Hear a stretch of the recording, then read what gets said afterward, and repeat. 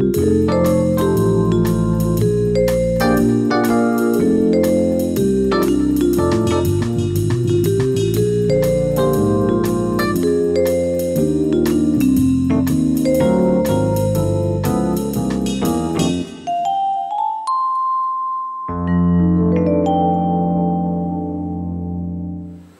večer Žanetiću, dobro večer Petroviću. Dobro večer Ljubičiću, dobro večer Žanetiću. Dobro večer Petroviću, dobro večer Ljubičiću.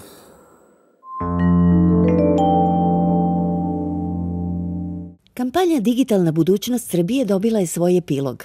3 spota koje su snimili Marija Obradović, Igor Mirović i Vladimir Orlić zaokruženi su porukom koju je poslala premijerka Ana Brnabić.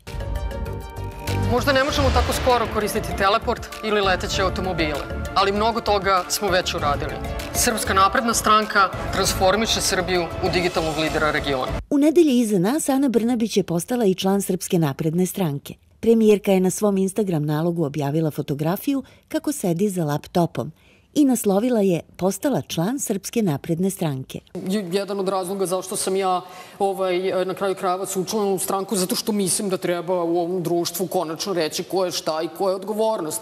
I onda za to snosite odgovornost, to plaćate ili za to budete nagrađeni od glasova građana. I evo sad je Ana Brnabić pre neki dan rekla i da ona ne očekuje da će uzeti neku funkciju u vladajućoj stranci, već da se posveti radu sa omladinom, sad šta god to značilo. Ali realno gledano, ako malo bolje razmislimo, ona ni ne može da dođe na funkciju u vladajućoj stranci. Pa zato što ona je početnik tamo stranački i onda ona mora da radi neko vreme ove stvari koje rade ljudi koji tek dolaze u partiju. Znači mora da lepi plakate sa predsjednikom ili hipotetički čak i sa premijerkom po zidovima, mora da ide sa onim spiskom da pita ljude u kući, u preduzeću za koga će glasati. Da osniva mesne odbore po lokalu, dole po selima. Da ide tamo, da Bomed ide u Lučane, da plete par čarape sa bakama i tako da je tako dalje. Možda čak u nekom toj radikalnoj situaciji bi morala da stavi fantomku na glavu i da baca letke u neke televizije i da ne bože ruši neke delove grada. Sve oproštenje. I svi novi članovi moraju da rade. Jer je Srpska napredna stranka u stvari jedna ozbiljna institucija. To nije breko vlada Srbije da možda uđeš s ulici da dobiješ ministarsko ili čak i premijersko mesto. Pa jeste. Je li tako? Pa jeste. Tako je. Nekako naš narod je stalno mislio da je ona članica neke stranke koje zove LGBT, koja su ušla u koaliciju s ovom strankom SNS.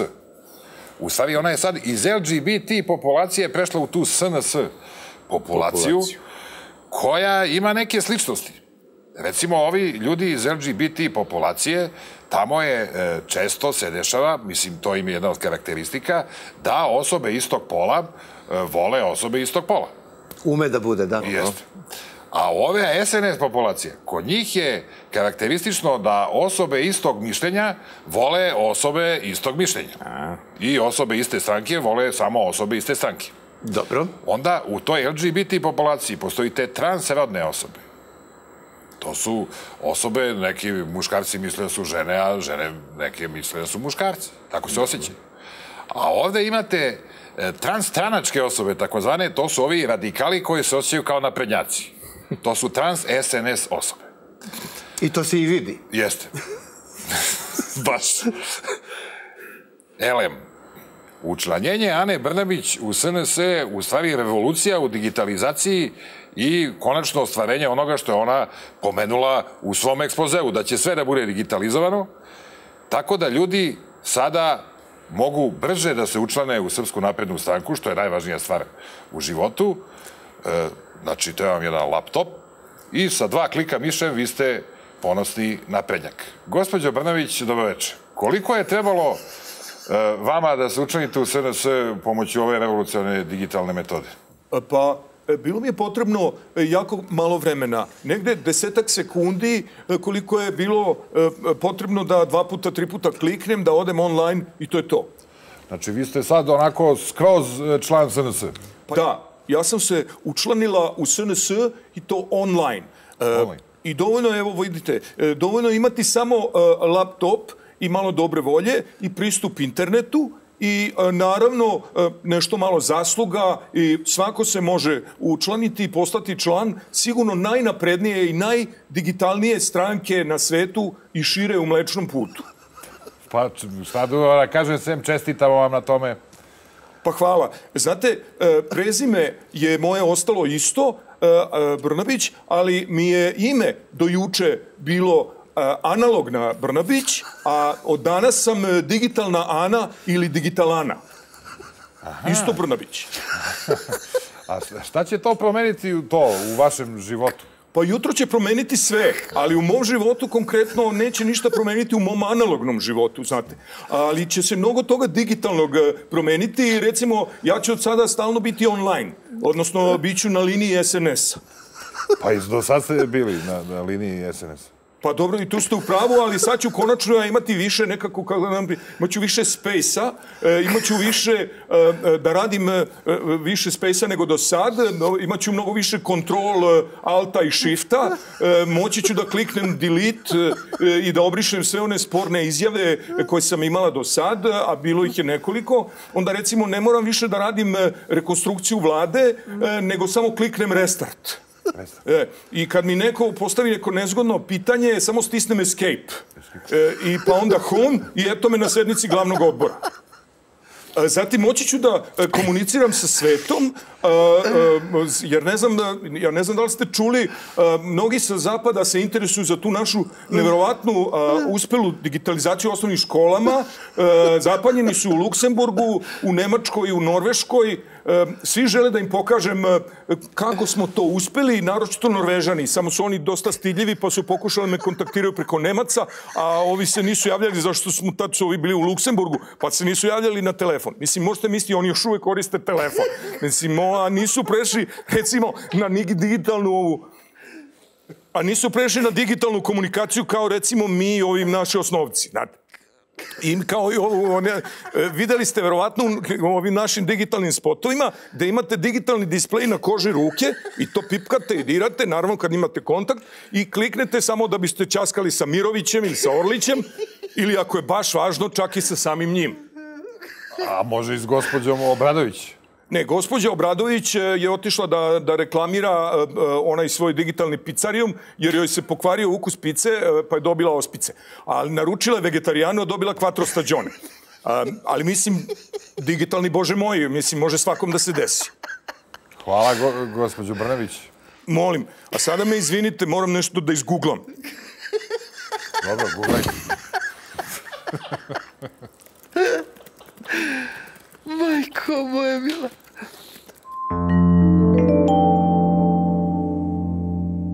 U Beogradu su održani dvodnevni sastanci vlasti i dela opozicije o izbornim uslovima, a uz posredovanje Evropskog parlamenta. Sve je ekstra, dišemo kao jedan. Znači, super, pravo da vam kažem, nisam očekivao da će da bude ovako pozitivno.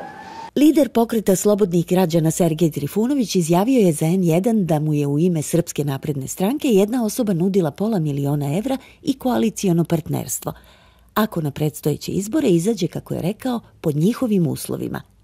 Trifunović tvrdi da je mito odbio.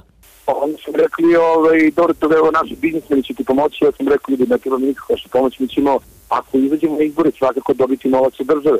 Oni će rekli, ne, mi ćemo vama, da je dosta konkretna ponuda od 500.000 evra. Pošto takve kafanske čapraz divane, izmišljotine i laži, to pas maslom progotovo ne bi. A zašto da mu dam? A za šta da mi njima platimo? To što ćete izađu na izbore. Što da im plaćam da izađu na izbore? Što se me tiče, ne mora da izađe niko od njih na izbore. Ne zanimaju me uopšte. Učesnici protesta 1 od 5 miliona ponovo su simbolično ofarbali vrata zgrade Radio-televizije Srbije u pink boju. A u susednoj Mađarskoj opozicioni kandidat je izabran za gradonačelnika Budimpešte. Mađarska opozicija je na lokalnim izborima održanim u nedelju pobedila u još 10 gradova. Kad ti Đuka posle sastanka sa opozicijom izađe i izjavi da je sve bilo ekstra, to je prvi razlog za zabrinutost. Kad je muka Đuka. Da. Kad dođe i kaže da svi dišu ko jedan, to je razlog da neki od njih odu bogami kod pulmologa, jer imaju problema sigurno s disajnim putevima. A kad još kaže da je bilo super, onda samo znači da je bio dizel. I to ne mislim na biodizel, nego na ovaj D2, onaj mazut. Onda ona vez da su vrata RTS-a ponovo ofarbana u pink boju, što se by the way lepo slaže ta nijansa sa obojenošću njihovog informativnog programa. Pa RTS, Roze, Televizija Srbije, mislim. Da Boga. A ovamo u Mađarskoj opozicija pobedila u više većih gradova, uključujući Budimpeštu. I sad to je vest koja se meni čini da je verovatno najviše razočarala ovdašnju vlast. Jer naš predsjednik više na osnovu toga neće moći da se druži sa Orbanom kao što je mogo do sad, jer je za njega Orban samo još sad jedan bedan amater loser i ništa više. Pa posle pobede ove mađarske opozicije u Budimpešti, ja mislim da bi srpska opozicija na tekovinama te pobede na sljedećim izborima trebalo da ima slogan Budimo Pešta. Da. To bi davalo neku nadu da nešto može se uveti. Ja. Jer ova naša opozicija, to vam je koncipirano po sistemu Udruženje demokrate i Dveri. Skraćeno UD. Ne, UDID. Udidili se. To. UDID opozicija. Ovo što su Sergeju nudili koferče od $500.000 da postane Dačić, kako je rekao Sergej, ja mislim da bi im preuspelo da su Dačiću nudili koferče da postane Sergej. To je dobro. Jer Dačić, brate, za koferče s $500.000 on bi promenio ime stranke u Sergejeva partija Srbije SPS. Dok bi Sergej, recimo, mislim, ako bi prihvatio to, a neće, on bi mogao da promeni ime stranke u pokret socijalističkih glumaca ili pokret socijalističkog glumca. Da. Nego da je ova Mađarska, bre, to nekako mi se ne napušta. Mađarska? A da, to je, što sa tom Mađarskom, ne znam, pratili smo svi, jel? Jeste u tome što su oni imali jednu opoziciju. To je fora zapravo. Mislim, kako možeš pobediš nekoga poput Orbana, Erdogana ili, sad ne pada mi niko treći na pamet, I nema to. Nema. A ovde je malo to teže jer ima tih opozicija mnogo. Ima ova opozicija koja je za bojkot, onda ima opozicija koja nije za bojkot, pa onda ima opozicija koja nije opozicija, pa samim tim nije ni za bojkot. Pa imaš ovu opoziciju koja je u parlamentu, a nije opozicija, pa opoziciju koja je u parlamentu, a jeste opozicija. Opozicija koja je izašla iz parlamenta, opozicija koja još nije izašla iz parlamenta, opozicija koja neće da uđe u parlament. Opozicija koja nije za opoziciju, koja jeste za bojkot, a nije u parlamentu. I sad, ti kad skupiš sve te opozicije na gomilu, ako apstrahujemo činjenicu da bi bilo najpametnije da se naprave neki izbori za opoziciju, u smislu da izaberemo tu jednu, da se ostali učlane od nju jednu, ta količina opozicija omogućava da se jednog dana napravi se oba opozicije Srba u Mađarsku, ko što je nekad bilo sa Arsenijem Čarnojevićem. Da duše ne bi mogo bude Čarnojević. Zbog Đilasa mora bude... Žutojević. Ili Riđojević. Kako? Riđojević. Riđojević da bome. Te u tom smislu, ako ne bojkot, onda sigurno su se oba. I što bi rekao Dražano malo pre, smo pričali, kako rekao smo? Dogodine u Mađarskoj. U Budimpešti. Tako je. Regulatorno telo za elektronske medije pokrenulo je postupak protiv televizije Happy, pošto je objavljeno da je gošća realitija Parovi, navodna seksualna preduzetnica iz Loznice, oralno zadovoljila jednog od takmičara. Glavni i odgovorni urednik Milomir Marić izjavio je da se to uopšte nije dogodilo. Ono što se po svoj prilici dogodilo jeste da je sam Marić nekoliko dana kasnije prisustvovao promociji knjige o Beogradu zamenika gradonačelnika Beograda Gorana Vesića. Knjiga sadrži 60 kolumni koje je pisao za list Politika. Ja volim Beograd.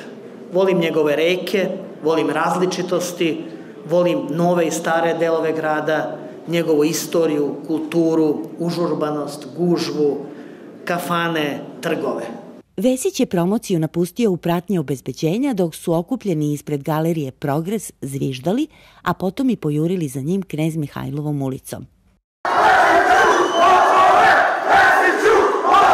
Televizija Pink je emitovala na društvenim mrežama objavljeni snimak spaljivanja Vesićeve knjige, a snimak su potom preuzeli i neki drugi mediji. Dobroveče, Srbijo. Ovo nije ćirilica. Ovo ja odgovaram neka pitanja što su kolega novinari mi postavljali. Pa evo, izvolite kolege, postavite. Gospodine Mariću, vi ste bili u vezi sa ovim oralnim događajem u vašoj televiziji i sa ovom prezentacijom knjige. Šta se tu sve događalo? Ja stvarno ne znam šta se oko toga tigla toka prašina. Jedni pričaju o nekom izmišljenom pušenju u realitiju, a realno, jedino što se pušilo je bila ta knjiga. I to na kraju kada je neko zapalio. I nije tačno da je na mom programu bilo oralnog tog zadovoljavanja.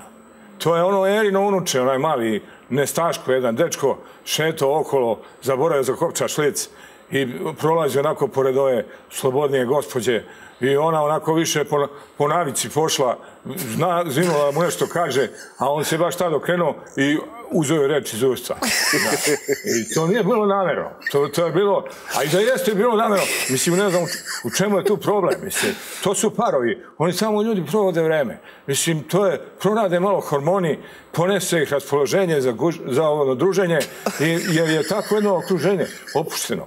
I šta je tu strašno? U pitanju je ljubav, erotika, to je jedan šou. Malo da rasteretimo narod, što se kaže, od teških tema. Mislim, ja imam i ozbiljnih emisija tamo, vi to znate.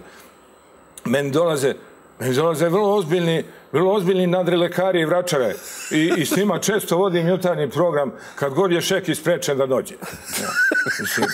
Ali ja polažem puno i na kulturu, samo, ne znam to, moramo da... Evo, išao sam na promociju Gorančitove knjige o Beogradu. To je knjiga divna. Divna knjiga sa toliko emocija prema gradu, prema građanima, prema kaldrmi, prema drveću, prema fontanama. I toliko ima duhovitih delova gde piše kako se navuko na kocku. Kaže, odao se kocki, postao kockar. U malo nije, kaže, prokockao ceo gradski budžet. Baš smo se smejali, bilo je smešno, upiškili se od smeha. Onda smo se malo posle ukakili od straha kad su počeli ovi Đilasovi, ovi satrapi da viču Vesiću lopove. I hteli da uđu po autogram od Gorančita.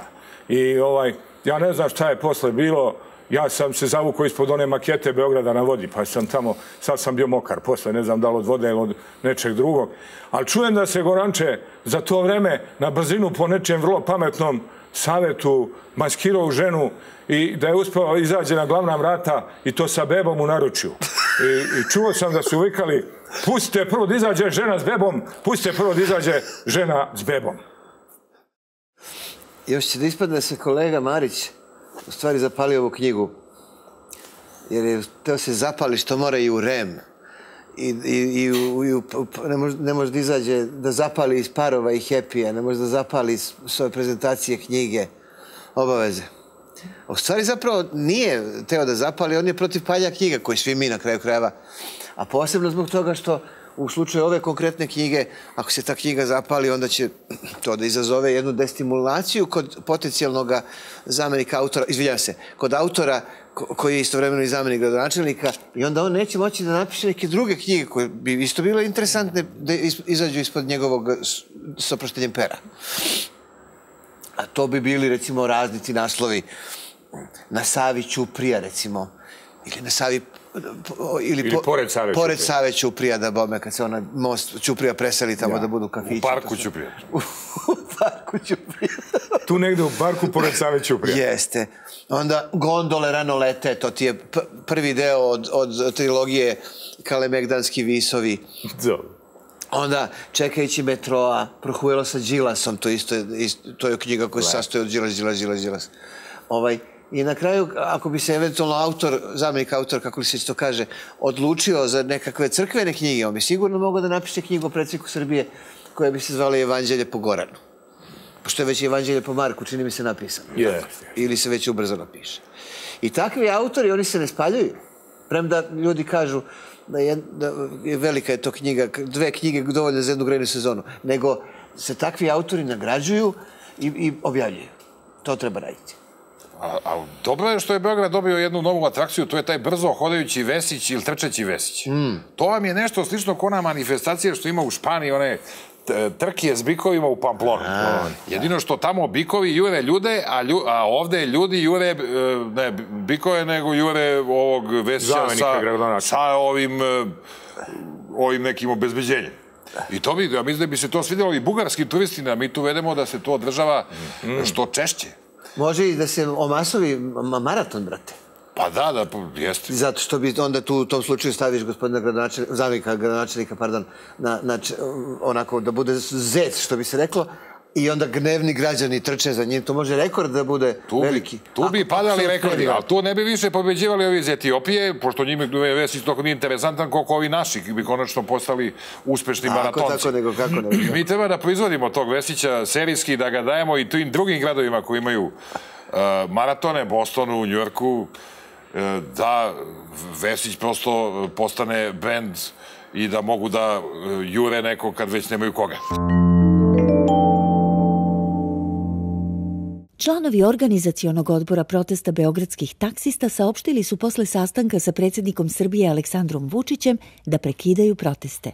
Taksisti su radnim danima blokirali centralne gradske ulice jer smatraju da država treba da zabrani poslovanje kompanije Cargo, koju smatraju nelojalnom konkurencijom. I ono što je dogovoreno, i to ćemo sada pratiti iz dana u dan, da će država striktno zaista primenjivati sve zakonske propise kada je u pitanju nelegalni prevoz putnika.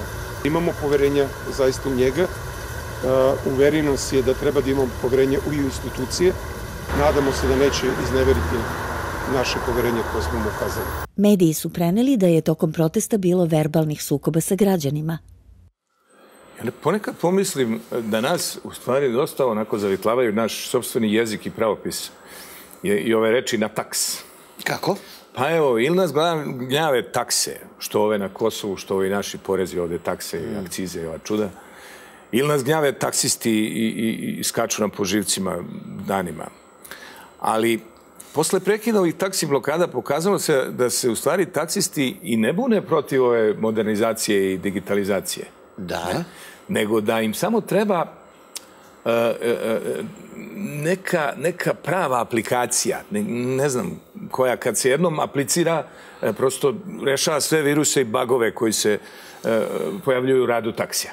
I meni se čini da bi ta aplikacija mogla da se zove The President ili Wolf Power ili Tax Alexander. AVGO. AVGO, da, moment.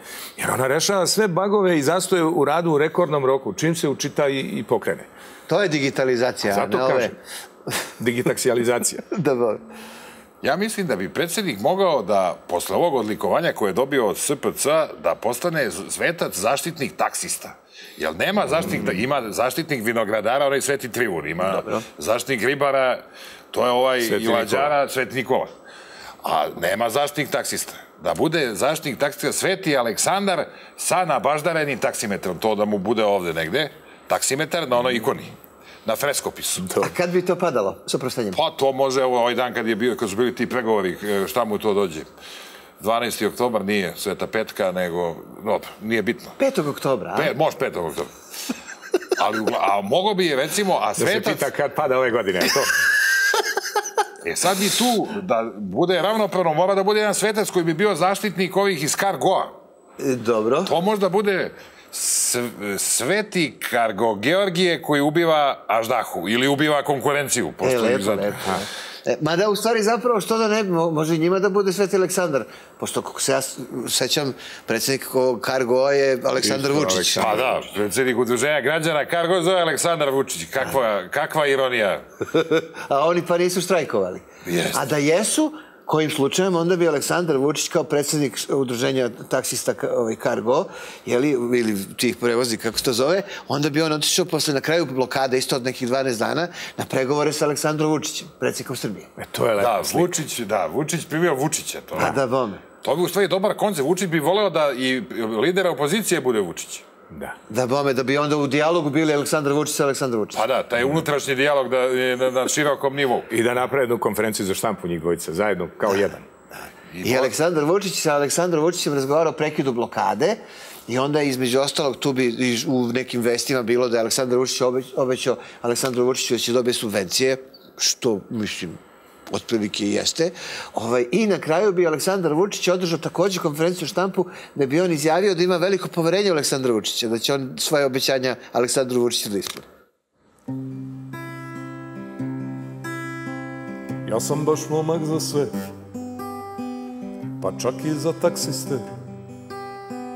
Kad čitav grad zaglave i mrcvare građane, kad ih mrzi ceo svet, Ja primim ih u svoj kabinet i oni pristanu na sve moje predloge. Kakav sam majstor za taksiste. Za taksiste? Oda. One. Tako im dobro radim sve i njihov štrajk odmah se prekine. Pravi sam majstor za taksiste. Za taksiste? Oda. One. Obećam im ladno subvencije i njihov štrajk odmah se prekine. Imam mozak za sve. Štrajkače pobunjene pozovem ih kod sebe. Pričam o čuku ili dve. I kada ih mrzi ceo svet, ja primim ih u svoj kabinet i oni pristanu na sve i deblokiraju ulice. Kakav sam majstor za taksiste. Taksiste? Oda. One.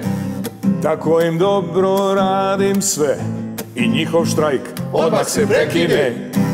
Pravi sam majstor za taksiste. Za taksiste? Oda. One. Obećam im kule i gradove i njihov štrajk odmah se prekine. I onda kar i dalje go.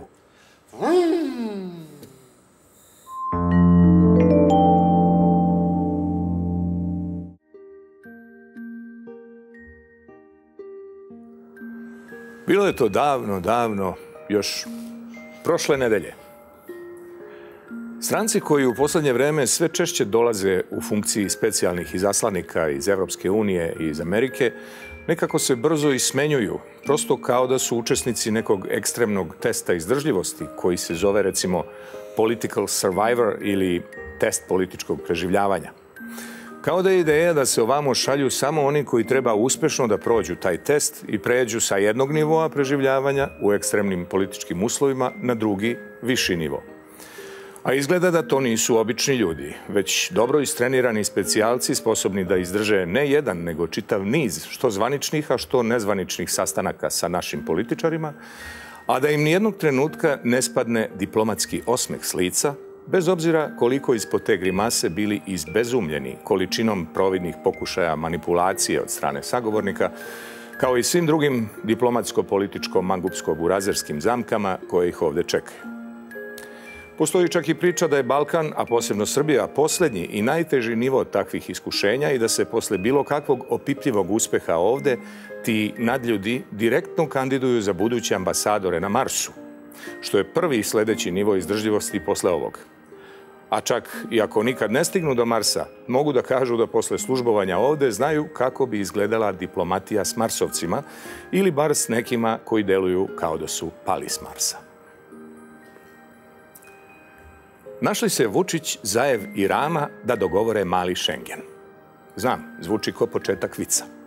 Ipak, ako se zna da je sastanak bio posvećen ekonomskom povezivanju, odnosno slobodnijem protoku ljudi, roba, usluga i kapitala, to i ne zvuči loše kao ideja.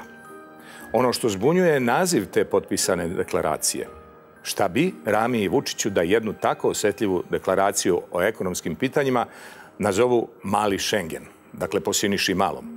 I to baš u trenutku kad se njegova doktorska titula iz oblasti ekonomije toliko dovodi u sumnju.